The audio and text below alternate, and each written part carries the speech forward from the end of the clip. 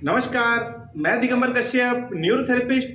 आज हम इस वीडियो में बात करने वाले हैं एक बहुत ही important topic, slip disc, backache, कमर दर्द। आज हम देख रहे हैं कि ये समस्या बहुत ज़्यादा हो रही है, बहुत लोगों को हो रही है और ऐसा लगता है कि उम्र से भी इस बीमारी का कोई संबंध नहीं है। महिलाओं को भी ये दिक्कत हो रही है, पुरुषों को भी हो रही है, कम उम्र वालों को भी कमर दर्द, स्लिप डिस्क की दिक्कत हो रही है। इसका सबसे बड़ा कारण होता है हमारा लाइफ स्टाइल, हमारे लेटने का तरीका, हमारे बैठने का तरीका, हमारे काम करने का तरीका। हम जिस बिस्तर पर सोते हैं वो कंफर्टेबल नहीं है।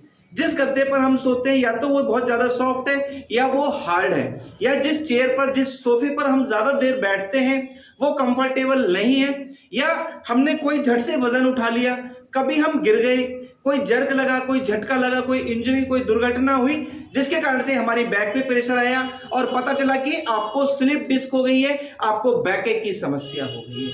पेशेंट बहुत दुखी, बहुत परेशान, समझ नहीं आ रहा है क्या करूं। डॉक्टर के पास गए, एमआरआई कराया गया और कहा गया कि आपको स्लिप डिस्क हो गया है। आपका L4 L5 में दिक्कत आ गई है, आपको L5 S1 में दिक्कत आ गई है, आपको स्लिप डिस्क हो गया और आपको सर्जरी करानी पड़ सकती है। लेकिन पेशेंट सर्जरी के नाम से ही घबरा जाता है, समझ में नहीं आता करूं तो क्या करूं। तो दोस्तों, आज मैं आपको एक छोटा सा न्यूरोथेरेपी ट्रीटमेंट सिखाने वाला हूं।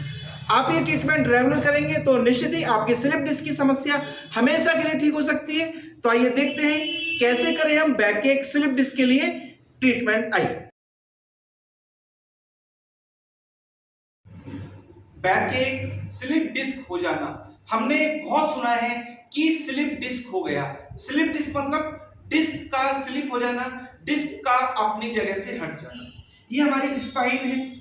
ऊपर से अगर हम काउंट करना शुरू करते हैं तो सर्वाइकल की 7 वर्टिब्रा आती है, फिर थोरासिक की 12 वर्टिब्रा आती है जो लगभग यहाँ तक आती है, फिर उसके बाद लंबर डिवीजन शुरू हो जाते हैं L1 L2 L3 L4 L5, उसके बाद sacral S1 S2 S3 S4 S5, उसके बाद जो टेलबोन होती है उसे कॉकिक्स के नाम से बोलते हैं।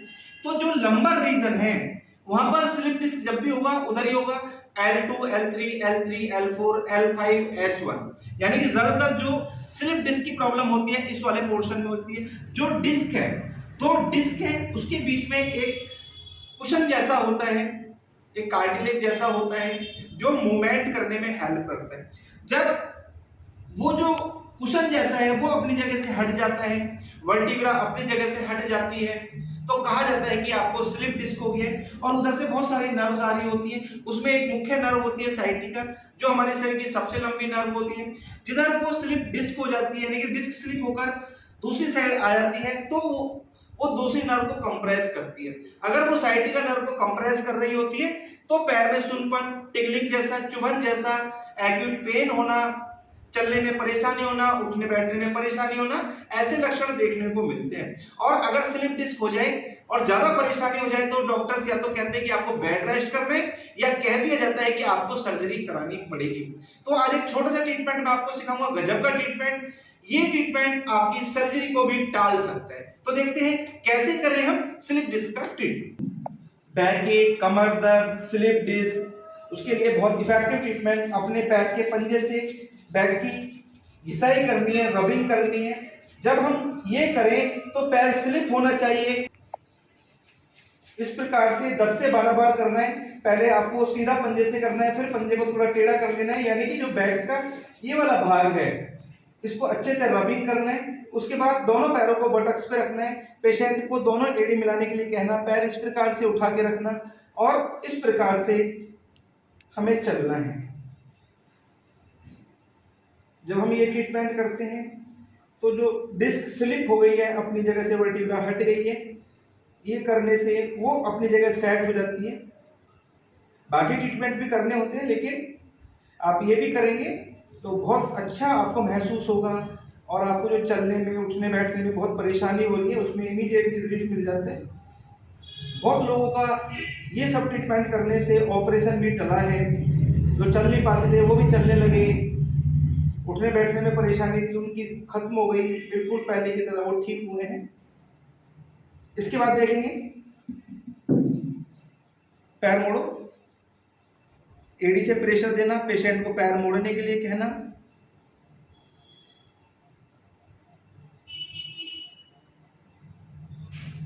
दूसरी तरफ।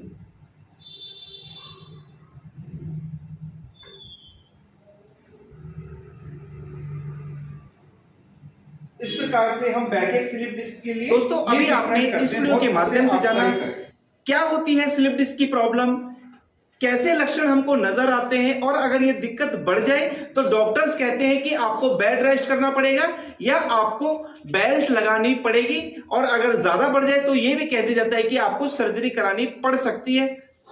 लेकिन पेशेंट ना रेस्ट कर सकता है ना वो सर्जरी कराना चाहता है।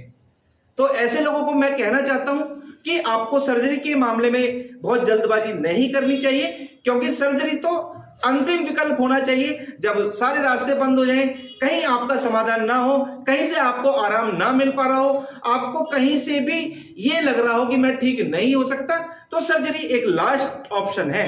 उससे पहले बहुत सारी चीजें हैं, उसमें एक न्यूरोथेरेपी है। ऐसे बहुत सारे पेशेंट्स को जो चल नहीं पा रहे थे, उठ नहीं पा रहे थे, जिनको पकड़ के लाया जाता था, नीचे लेट नहीं पाते थे, 24 घंटे बेल्ट लगा कर रखते थे, डॉक्टर ने सर्जरी कह दी थी, पैर रखते ही दर्द होता था, बहुत असहनीय दर्द होता था। ऐसे लोगों को न्यूरोथेरेपी ट्रीटमेंट के माध्यम से 100% ठीक किया गया, और वो आज पहले की तरह अपना जीवन व्यतीत कर पा रहे। ना उनको सर्जरी की जरूरत पड़ी, ना उनको बेल्ट लगाने की आवश्यकता है, ना उनको बहुत ज्यादा बेड रेस्ट करना पड़ा। शुरू में कुछ दिन रेस्ट करने की जरूरत पड़ सकती है, लेकिन कुछ ही दिन में न्यूरोथेरेपी ट्रीटमेंट से आप 100% ठीक हो सकते हैं। आप पहले जैसे चल फिर सकते हैं, अपना रूटीन का काम आप कर पाएंगे। दोस्तों उम्मीद करता हूं ये वीडियो आपके लिए बहुत इंफॉर्मेटिव हो सकती है। दोस्तों आप अगर हमारी वीडियो को पहली बार देख रहे हैं, हमारे चैनल को सब्सक्राइब जरूर करें, वीडियो को अधिक से अधिक शेयर करें, वीडियो को लाइक करना ना भूलें, और बेल आइकन बटन जरूरी दबा लें, जिससे कि जो भी वीडियो हेल्प पर हम बनाए उसका नोटिफिकेशन टाइम टाइम आपको मिलता रहे। धन्यवाद।